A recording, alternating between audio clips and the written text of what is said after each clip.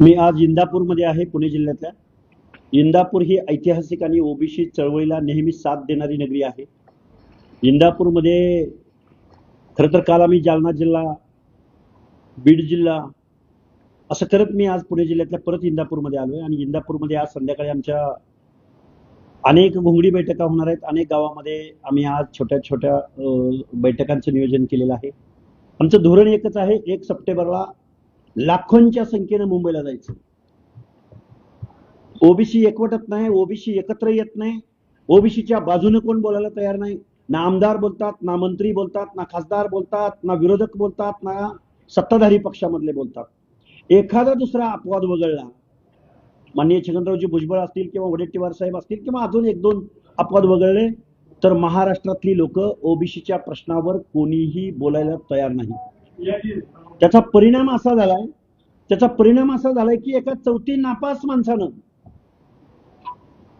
गोरगरिबीचा निकष लावून आमची पोरं गरीब झाली, आमची लेकरं गरीब झाली, आमची लेकरं रस्त्यावर आली म्हणून ओबीसीच्या आरक्षणामधूनच, ओबीसी मधूनच आरक्षण मागितलं.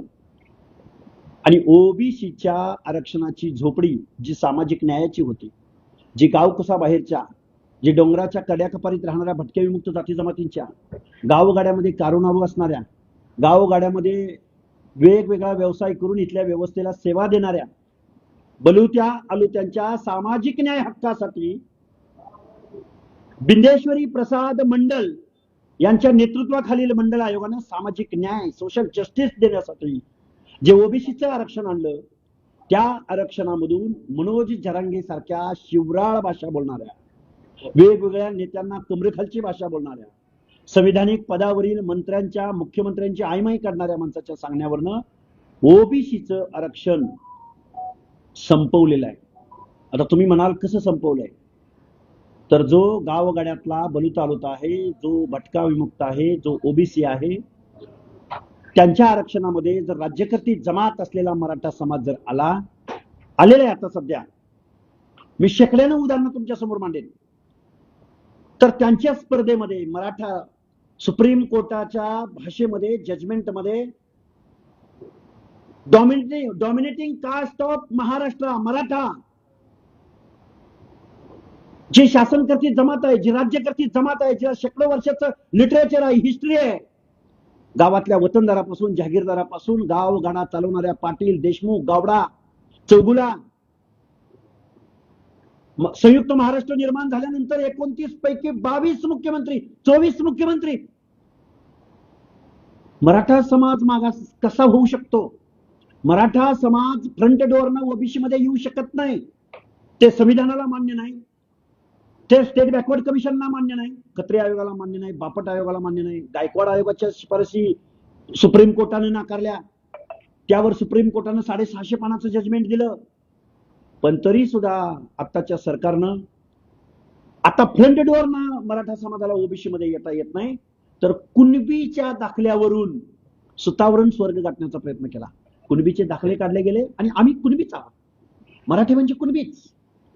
अरे मनोज दादा, मला तुला सांगायचंय, हैदराबाद गॅजेट असेल, सातारा गॅजेट असेल, किंवा आमचं औंधचं गॅजेट असेल, किंवा कोल्हापूरच्या राजांना म्हणतोय तुमचा खजाना रिता करा.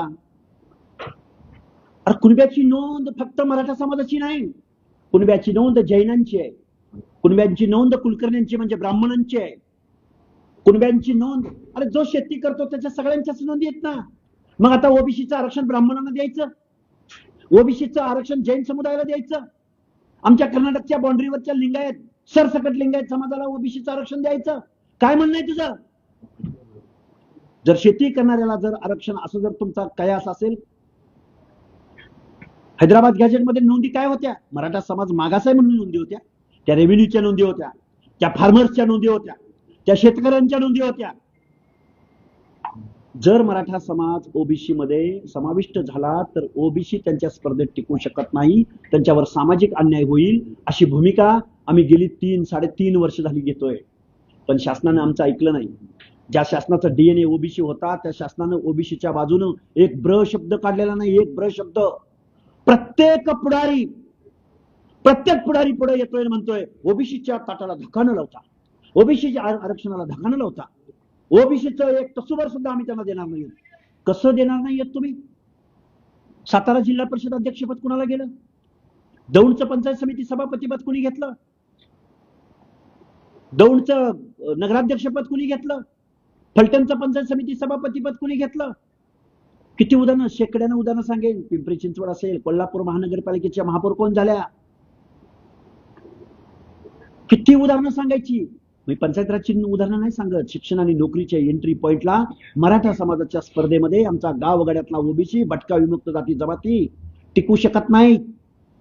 हा सोशल इनजस्टिस आहे. तुम्ही सामाजिक अन्याय करताय.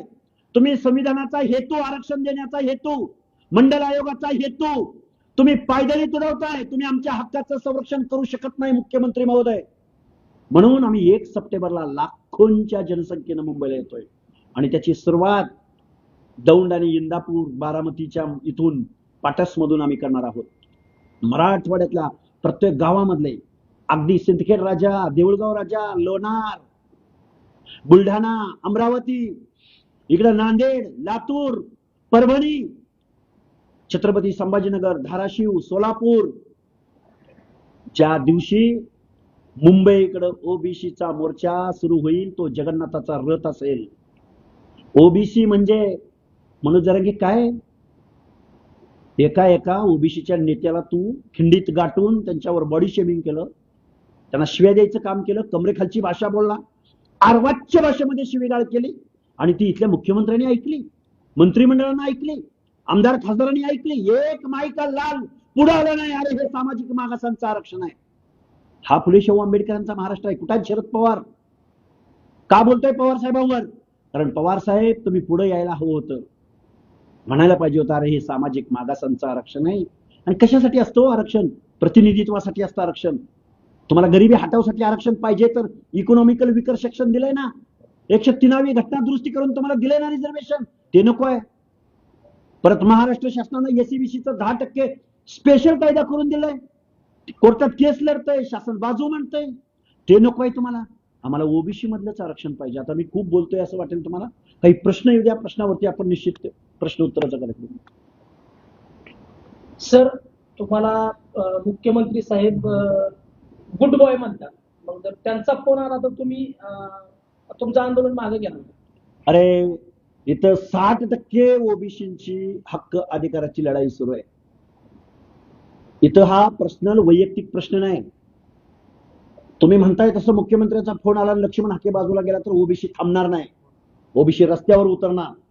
ओबीसीला कुठल्या आमदार, खासदार, मंत्र्याची गरज नाही. ओबीसीच्या प्रत्येक तरुणांनी ही चळवळ हातामध्ये घेतलेली आहे आणि ओबीसीचा प्रत्येक तरुण आता रस्त्यावर उतरून ही ओबीसीची लढाई लढणार आहे. अरे त्या दिल्लीमध्ये विद्यार्थ्यांनी आंदोलन केलं. विद्यार्थीच पत्रकार झाले, विद्यार्थीच आंदोलक झाले, विद्यार्थ्यांनी लाट्याकाट्या झेलल्या, पोलिसांच्या दडपशाही समोर विद्यार्थ्यांनी आंदोलन उभं करून शिक्षण मंत्र्याचा राजीनामा घेतला. अरे आम्ही तर गावगाड्यामध्ये चळवळीत वर्षानुवर्ष काम करणारे कार्यकर्ते आहोत. लक्ष्मण हाके बाजूला झाला म्हणून ओबीसीची चळवळ थांबणार नाही. कोणाचा फोन आला, लक्ष्मण हाके थांबायचा प्रश्नच येत नाही. रात्रंदिवस 2 किंवा 3 तास झोपतोय मी. आत्मप्रौढी म्हणून नाही सांगत, वास्तव सांगतोय, फॅक्ट सांगतोय. गावगाड्यातल्या ओबीसीच्या नोकऱ्या गेलेत. गावगाड्यातली पोरं, डॉक्टर इंजिनियर झालेली पोरं, त्यांच्या नोकऱ्या गेलेत. आता मराठा समाज ओबीसी मध्ये आलाय. उद्या एखाद्या शिक्षण संस्थेमधल्या 4 जागा निघाल्या, त्यातल्या 3 ओबीसीला राखीव असल्या, 2 SC ST ला राखीव असल्या, तर त्या ओबीसीच्या जागेवर जाईल एखादा गुरव, जाईल एखादा नाभिक, जाईल एखादा सुतार, जाईल एखादा मेंढपाळ. कोण जाईल? शिक्षण संस्था ज्यांच्या मालकीच्या आहेत त्यांचीच माणसं ओबीसी मधून दाखले काढून त्या नोकऱ्या फुलफिल करतील. राहिले ओबीसीचं आरक्षण. सरकारमधल्या कुठल्याही जबाबदार मंत्र्यानं या आमच्या प्रश्नाचं उत्तर द्यावं. तुम्ही म्हणताय ना ओबीसीच्या आरक्षणाला धक्का लागला नाही, कसा लागला नाही ते सांगा. प्रशासनाच्या वतीनं 2 दिवसापूर्वी सांगितलं गेलं मीडिया समोर. 22,20,577 कुणबी प्रमाणपत्र वाटली गेली. लाखों प्रमाणपत्र वाटली गेली. शासन अजेंड्यावर येऊन प्रमाणपत्र वाटतं. पुन्हा कास्ट स्क्रुटिनीच्या माध्यमातून 2-4 दाखले रद्द झाले. मनोज जरांगे थै थै थै थै थै थै थै नाचायला लागला. पश्चिम महाराष्ट्रात आला. जिथल्या बोगस प्रमाणपत्राच्या आधारे ज्या आरक्षण चोरांनी डुप्लिकेट दाखले काढले आणि पंचायत राज मधल्या जिल्हा परिषद सदस्य, सभापतीपद, पंचायत समिती सभापतीपद, महापौर पद, परत जिल्हा परिषद अध्यक्षपद, ज्यांनी ज्यांनी बोगसगिरी केली त्यांच्या मतदारसंघामध्ये जाऊन ह्या मनोज जरांगेनं सभा घेतल्या. पण आता ओबीसी जागा झालाय. ओबीसी या सरकारला जाब विचारणार आहे. तुम्ही म्हणताय ना ओबीसी म्हणजे कोण, मान्य आहे आम्हाला 300-400 जाती आहेत, त्यांना एकत्र करत असताना हे आम्हाला आव्हान आहे, चॅलेंज आहे. पण ही लढाई कुणाच्या लेकीचं लग्न नाही, कुणाच्या घरातला कार्यक्रम नाही. ही 50 ते 60% लोकांची ही ओबीसीची लढाई आहे. आणि आमच्या SC ST बांधवाकडून, चळवळीकडून, कारण ओबीसीचं आरक्षण देण्याकामी महामानव डॉक्टर बाबासाहेब आंबेडकरांपासून, काशीरामापासून ते अनेक नेतृत्वानी या लोकांना सुद्धा न्याय मिळाला पाहिजे म्हणून आपले आयुष्य आपल्या कारकिर्दीपणाला लावलेले आहेत. त्यामुळे ओबीसी जर नेटानं उठणार आहे, 100% उठणार आहे. त्यामध्ये SC ST बांधव मोठ्या ताकदीनं सामील झालेले असतील. सर, मराठा आणि ओबीसी जो संघर्ष आहे तो अगदी टोकाला पेटलाय आता. तुम्ही मनोज जरांगेंना आव्हान देताय, मनोज जरांगे तुम्हाला आव्हान देताय. आता तुम्ही 1 सप्टेंबर तारीख जाहीर केलेली आहे मुंबईमध्ये आंदोलनाची. मनोज जरांगे 29 तारखेलाच मुंबईवर चाल करून जात आहेत. हे बघा, मनोज जरांगे आणि आमचं काही वैयक्तिक बांधायला बांध नाही, पण इथं संविधान सर्वश्रेष्ठ आहे. कोणतरी झुंडीची भाषा करतो, कुणीतरी मोर्चा काढतो, कुणीतरी मुख्यमंत्र्याची आयमाई काढतो. म्हणून शोषित वंचित पीडित घटकाच्या आरक्षणामध्ये दादागिरीनं, दहशतवादानं मानगुटीवर बसून आरक्षण घेता येत नाही. डॉक्टर बाबासाहेब आंबेडकरांनी इथल्या व्यवस्थेमधल्या मायक्रोतल्या मायक्रो घटकाच्या हिताचं संरक्षण करण्यासाठी हे आरक्षण दिलंय. जो भटका असेल, अरे गावगाड्यामध्ये कुंभाराचं, सुताराचं, लोहाराचं, घिसाड्याचं एकच घर असतं. मग तुम्ही झुंडीच्या झुंडीनं आला म्हणून त्यांचं आरक्षण हिरावून घेण्याचा तुम्हाला अधिकार नाही. घटना तुम्हाला अलाउ करत नाही. हे संविधान विरोधी आहे. या लोकशाहीमध्ये प्रत्येक इच अँड एव्हरी, प्रत्येक नागरिकाला त्याचा मान सन्मान या संविधानानं दिलाय. म्हणून तर देशाला स्वातंत्र्य मिळून 80 वर्ष झाली. आजपर्यंत राष्ट्र सर्वश्रेष्ठ म्हणून इथं सगळी लोक या संविधानाच्या माध्यमातून गुन्ह्या गोविंदानं नांदतात.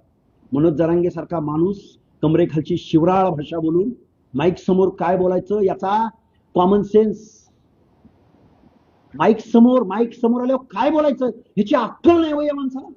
कमरेखालची भाषा बोलतो. काय बोलला भुजबळ साहेबांना 2-4 दिवसापूर्वी? तुम्हाला ऐकावं वाटतं का? काय बोलतो हा? हे असं नव्हतं महाराष्ट्र कधी. महाराष्ट्रामध्ये ठाकरे होते, महाराष्ट्रामध्ये आत्रे होते, आक्रमक आंदोलनं झाली, आक्रमक भाषणं झाली, बंडखोरीच्या माध्यमातून अनेक सत्तांच्या उलटापालटी झाल्या. पण अशी शिवराळ भाषा बोलणारा, आणि तीही छत्रपती शिवरायांच्या प्रतिमेसमोर बसून बोलणारा, आणि कुणाविरुद्ध भांडतोय? ओबीसी विरुद्ध. ज्या ओबीसीनी आपला घाम गाळून, ज्या ओबीसीनी इथल्या महाराष्ट्राच्या विकासामध्ये आपलं स्किल, अरे पांचाळ समाज माझा, 5 आमच्या ओबीसी मधल्या जाती, अरे कलाकार मंडळी आहेत रे, स्किलफुल माणसं आहेत, करून खातात, कष्ट करून खातात, लुबाडत नाहीत, बँका डुबवत नाहीत, डीसीसी बँका डुबवत नाहीत, आमदारक्या, खासदारक्या, शिक्षण संस्था, राज्याच्या तिजोरीवर कधी त्यांनी दरोडा नाही घातला. त्या माणसांचं आरक्षण तुम्हाला पाहिजे. ओबीसीच्या झोपडीमध्ये तुम्ही घुसणार आणि बोलता काय तुम्ही? हा महाराष्ट्र नाही, हा फुले शाहू आंबेडकरांचा महाराष्ट्र नाही. जरांगेची शिवराय भाषा ऐकून जर मुख्यमंत्री महोदय तुम्ही शरणागती पत्करत असाल तर हा महाराष्ट्र नाही. या महाराष्ट्रामधला ओबीसी तुम्हाला माफ करणार नाही. तुमचा डीएनए ओबीसी अजिबात नाही. तुमचा डीएनए आता कारखानदार आहे.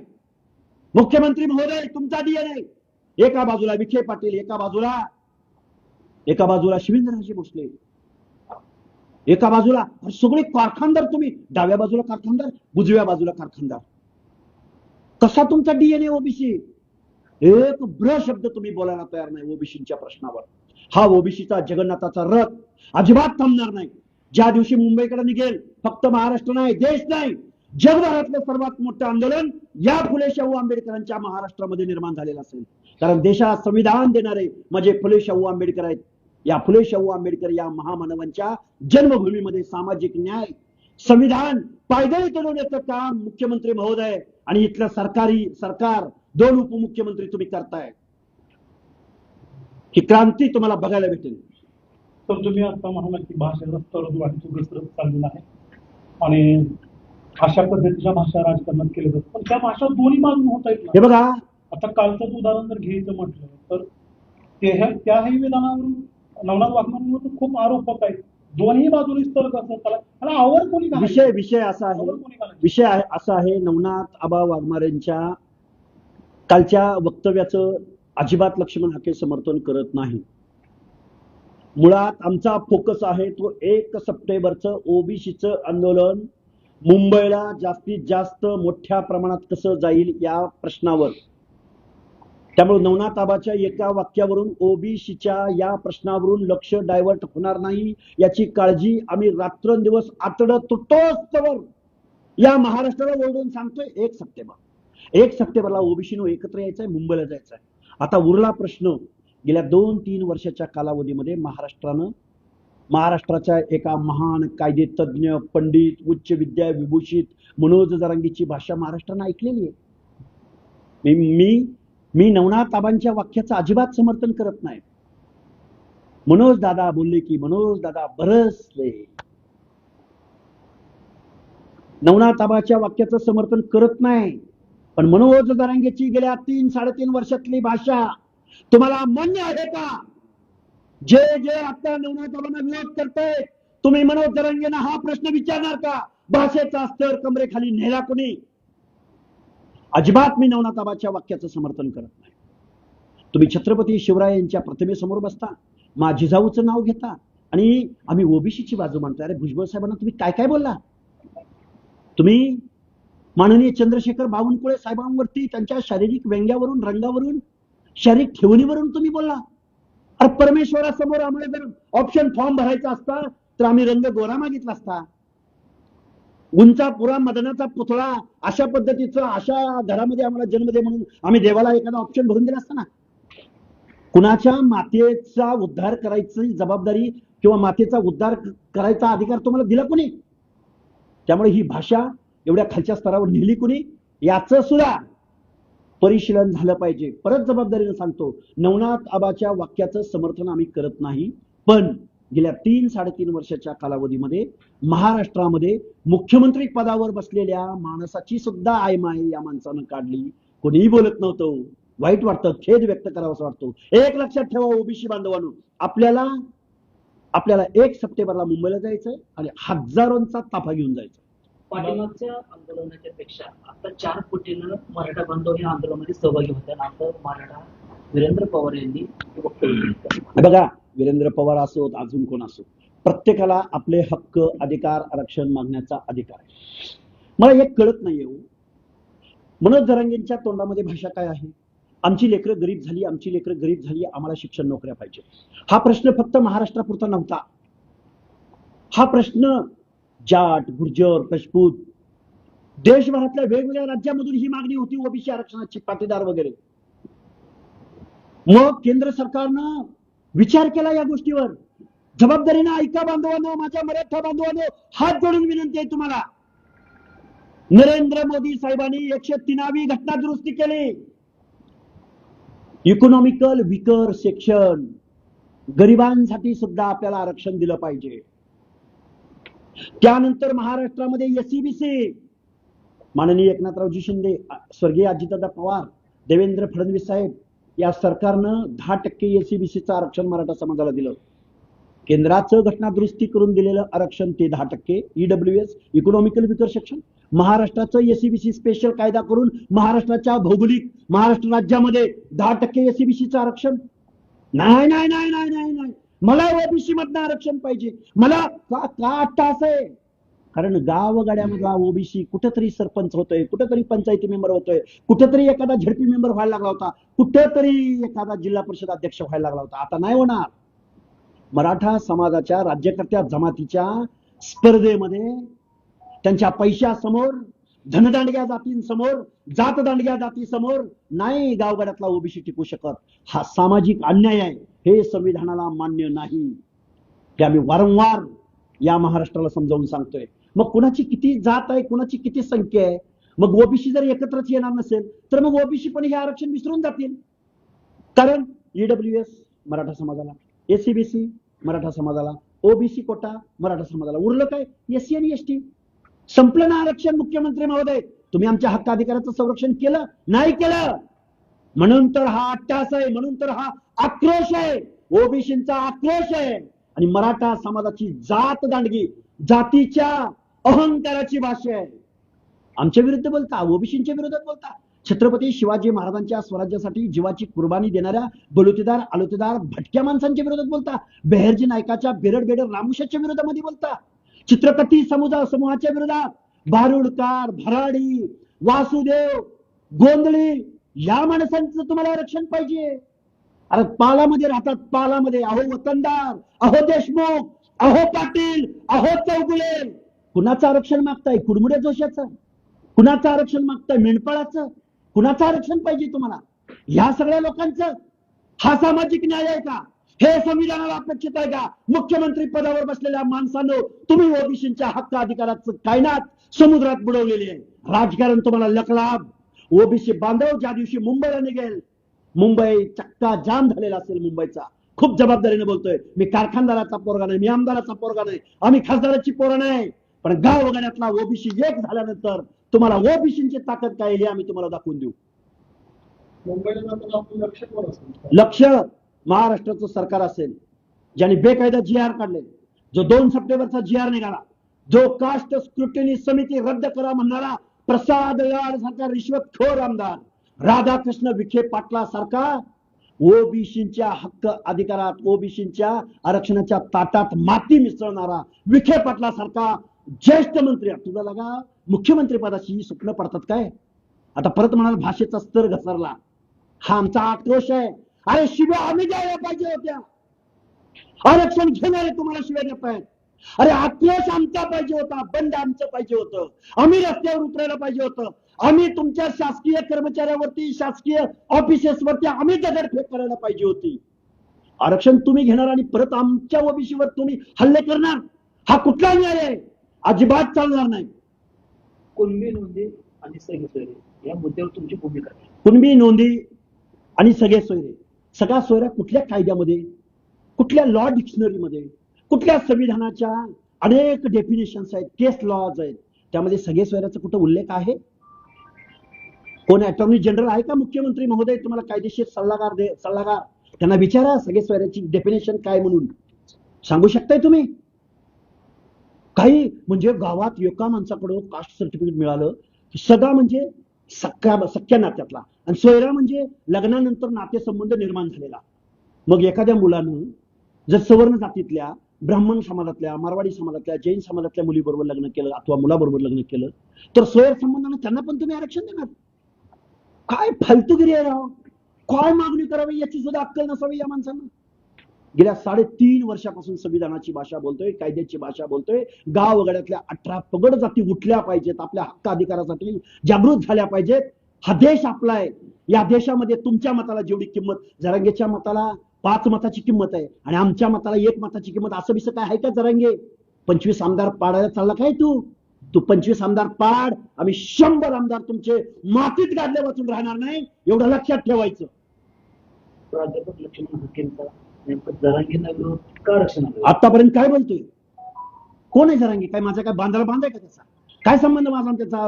ही लढाई महाराष्ट्रातल्या 60% लोकांची लढाई आहे. शेकडो वर्ष ज्यांनी सामाजिक दुजाभाव स्वीकारला, पत्करला, सामाजिक अन्याय सहन केला, त्या मायक्रो छोट्या घटकांची लढाई आहे. अरे त्यांच्या बाजूनं महामानव बाबासाहेबांनी 340व कलम लिहिलं, महात्मा ज्योतिराव फुल्यांनी त्याच्यावरती काम केलं, राजर्षी शाहू राजांनी 1902 साली रिझर्वेशन पॉलिसी आणली. पण त्यानंतर तुम्ही काय केलं? बहुजन म्हणून आमची मतं तुम्ही लाटली, आमदारक्या, खासदारक्या, राजसत्ता महाराष्ट्राची ताब्यात ठेवली, आणि परत तुम्हाला ओबीसीचं आरक्षण पाहिजे. ना इन्साफ आहे, अन्याय आहे, हा सामाजिक अन्याय ओबीसी वरती. काय सरकारी मारेकरी आहेत? सरकार जर आमचं ऐकणार नसेल तर महाराष्ट्रातला ओबीसी जनतेच्या दरबारात जाईल, बॅलेटमध्ये जाईल. कारण आता डिजिटल जमाना आहे. कारण आता स्वाभिमानाची चळवळ, आता मी बोलतोय महाराष्ट्रातल्या लाखो लोकांपर्यंत पोहोचतंय. ओबीसीचा सायलेंट व्हॉइस आहे. ओबीसी बोलत नाही, ओबीसी रस्त्यावर येऊन भांडत नाही. म्हणजे त्यांच्या मताचा अधिकार तुम्ही काढून घेतला नाही. एवढं आमदारांनो, खासदारांनो, मंत्र्यांनो, मुख्यमंत्र्यांनो ध्यानात ठेवा. आम्हाला सुद्धा मताचा अधिकार आहे. ओबीसी ज्या दिवशी पेटून उठेल ना, तुमच्या डिपॉझिट जप्त झालेले असतील, एवढं मी जबाबदारीने तुम्हाला सांगतो. कुठलं टिकाऊ आरक्षण दिलंय ना केंद्रानं? मंडल आयोग 9 जजेसच्या खंडपीठासमोर ताऊन सुलापून निघालाय ना, केंद्रानं दिलंय ना. अजून काय करायचंय केंद्रानं? केंद्रानं ईडब्ल्यूएस इकॉनॉमिकल विकर सेक्शन संविधानामध्ये तरतूद नसताना 103वी घटना दुरुस्ती करून दिलंय ना. ईडब्ल्यूएस नकोय. ईडब्ल्यूएस मध्ये 10% 8.7% आरक्षण फक्त मराठा समाजाने घेतलं होतं. एवढा मोठा लाभ सोडून मनोज जरांगेला मागासांचे आरक्षण, इतर मागासवर्ग, अदर बॅकवर्ड क्लासेस का पाहिजे हो? गोरगरिबाच्या झोपड्यातला घास का पाहिजे मनोज दादाला? कळलेलं नाही आम्हाला हे. तुम्ही ज्यावेळी मुंबईमध्ये हे आंदोलन करणार, जसं की ओबीसीच्या प्रश्नांसाठी हे आंदोलन होत आहे आणि संपूर्ण ओबीसी एक झाला पाहिजे ही तुमची प्रमुख आज महाराष्ट्राला साथ आहे. जसं आता तुम्ही म्हणाला की भुजबळांवरती आरोप होत आहेत, म्हणून जरांगे खालच्या स्तरावर बोलत आहेत सर्व, मग या आंदोलनामध्ये भुजबळ सहभागी होणार का? हे बघा, आमचे नेते कुठे आहेत तिथं आमच्या त्यांना शुभेच्छा आहेत. आमचं म्हणणं एकच आहे, जे कॅबिनेटमध्ये आहेत त्यांनी कॅबिनेटमध्ये बोलावं, जे विधिसभेत आहेत कायद्याच्या सभागृहात आहेत त्यांनी कायद्याच्या सभागृहात बोलावं, ज्यांना रस्त्यावर बोलता येते त्यांनी रस्त्यावर बोलावं, ज्यांना मोबाईलवर बोलता येते त्यांनी मोबाईलवर बोलावं. त्यामुळे आमचे ज्येष्ठ नेते आहेतच, ते त्यांनी किंमत मोजलेली आहे. सध्याच्या परिस्थितीला तुमचे ज्येष्ठ नेते विरोध करताना दिसत नाही या सगळ्या गोष्टींचा. बोलतील, मग लक्ष्मण हाकीचं चुकतंय म्हणून सांगतील. जर हे मी काय बोलतोय, हे आम्ही काय बोलतोय, आम्ही पोरं काय बोलतोय, हे जर चुकत असेल तर ते तसं सांगतील नेते. त्यांना पण माहिती आहे ना ओबीसीचं आरक्षण राहिलंय का डुबलंय हे माहिती आहे, त्यामुळे ते बोलतील. पण जोपर्यंत ओबीसी उठाव करून बंड करून उठणार नाही, कारण त्यांनाही माहित नाही ओबीसी झोपलेला हा उठणार का नाही उठणार. पण मी खात्रीनं ओबीसीच्या 9 मंत्र्यांना सांगू इच्छितो, यस, गावगाड्यातला ओबीसी रात्रंदिवस वाड्या वस्त्यावर जाऊन आम्ही जागा करायचा प्रयत्न करतोय. हा ओबीसी मोठ्या ताकदीनं उठणार आहे. लवकर सावध व्हा, लवकर बोलायला लागा, नाहीतर फक्त विरोधकावर टीका करायची आणि आपल्यावर असं नाही चालणार. आम्ही तुम्हाला सुद्धा जाब विचारणार. मुख्यमंत्र्यांना कोणत्याही मंत्र्याचा निर्णय बदलण्याचा अधिकार आता असणार आहे. राज्य सरकारने मोठा बदल तो केला. हे बघा, मुख्यमंत्री हा सुप्रीमो असतो, टीमचा कॅप्टन असतो, त्यांना संविधानिक अधिकार आहेत. कॅबिनेटमध्ये घेतलेला निर्णय हा पूर्ण कॅबिनेटला बांधलेला असतो. मला जेवढं संविधानातलं कळतं, मला जेवढं आकलन आहे त्यानुसार हा सामूहिक निर्णय असतो. सायनिंग अथॉरिटी फक्त मुख्यमंत्र्यांची असते, पण निर्णय हा कॅबिनेटमध्येच व्हावा लागतो. एखादा गव्हर्नमेंट रिझोल्युशन पारित होतो तेव्हा तो सामूहिक निर्णय असतो. याच्यापेक्षा दुसरं काय तुम्हाला विचारायचं का प्रश्न? पंतप्रधान मोदींना शरद पवारांनी निमंत्रण दिले बारामतीत येण्याचं. गेले अनेक दिवस शरद पवार यांच्या पक्षाची एनडीए बरोबर जाण्याची चर्चा होते. शरद पवार ती चर्चा नाकारतात, मी विरोधात राहणारे म्हणतात. मात्र आता बारामतीमधील गौतम बुद्धांच्या होणाऱ्या पुतळ्याचं अनावरण करण्याचे निमंत्रण ते थेट मोदींना देतात. कसं बघतात? हे बघा, सामाजिक कार्यक्रम असेल आणि शरदचंद्रजी पवारांची ज्येष्ठता पाहता ते जर देशाच्या पंतप्रधानांना सात्विक भावनेनं तथागत गौतम बुद्धांच्या विचारांना प्रमाण मानून जर मुख्यमंत्री महोदयांना आणून त्याचं उद्घाटन करत असतील आणि एवढाच विषय त्यांच्या डोळ्यासमोर असेल तर पवार साहेबांना हार्दिक शुभेच्छा. पण तथागत गौतम बुद्धांच्या ओपनिंगच्या उद्घाटनाच्या निमित्तानं आता मी वेगळं बोलतोय, राजकीय बोलतोय, कारण ते राजकारणातले आहेत आणि ते मशहूर राजकारणी आहेत. त्यामुळं एका बाजूला अजितदादाच्या कुटुंबियांना सत्तेबरोबर घालवायचं, दुसऱ्या बाजूला अख्खी राष्ट्रवादीच्या खासदारांना दिल्लीत पंतप्रधानांना जाऊन फुले पगडी घालायला लावायचं. म्हणजे दिल्लीत जाऊन फुले पगडी घालायची आणि महाराष्ट्रामधला ओबीसीला पायदळी तुडवायचं काम इथलं सरकार करत असताना, इथलं प्रशासन करत असताना मूग गिळून गप्प बसायचं. याला म्हणायचं दोगली राजनीती.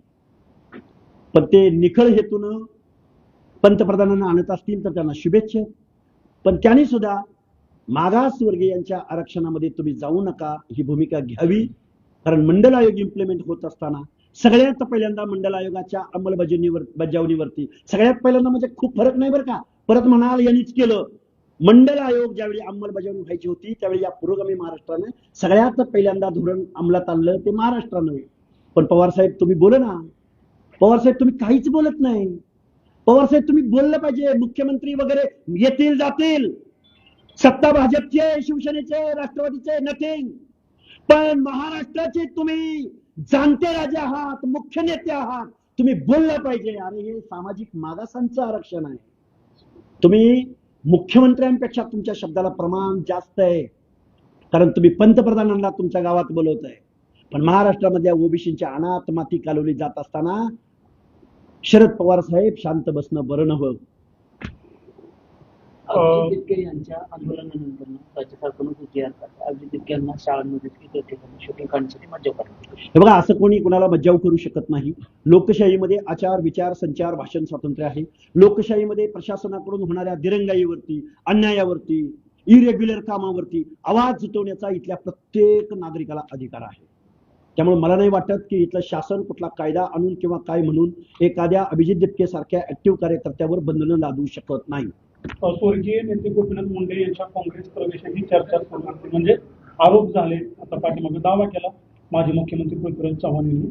आता एकनाथ शिंदे सुद्धा काँग्रेसमध्ये जाणार होते असा दावा हुसेन दलवाई यांनी केलाय. काय हे चाललंय? बघा काय चाललंय माहितीये का, कोणी ओबीसीच्या प्रश्नावर बोलायला तयार नाही, बेरोजगारीच्या प्रश्नावर बोलायला तयार नाही, करप्शनवर बोलायला तयार नाही, भ्रष्टाचारावर बोलायला तयार नाही. काँग्रेसला वाटते आता ओबीसीच्या लोकांमध्ये कशी संभ्रमावस्था निर्माण करायची. तर 13 वर्ष झाले स्वर्गीय गोपीनाथराव मुंडे साहेबांना जाऊन, अजूनही तुम्हाला मुंडे साहेबांच्या नावाचा आधार घेऊन राजकारण करावं लागतंय.